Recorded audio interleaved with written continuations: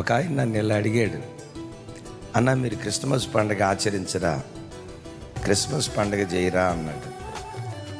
ఎందుకు చేయవయ్యా? డెఫినెట్గా చేస్తాము అన్నాను. ఏ రోజు చేస్తారు అన్నాడు.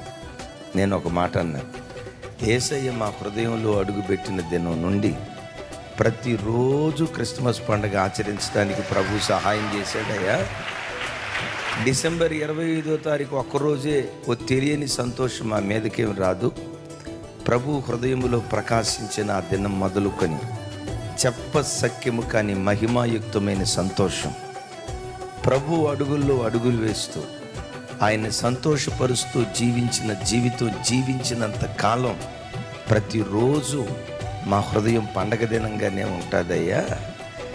ఎవరో కొంతమంది క్రిస్మస్ 25వ తారీఖుని ఒక తెలియని సంతోషం కొత్త. ఒక ఆయన నన్ను ఇలా అడిగాడు,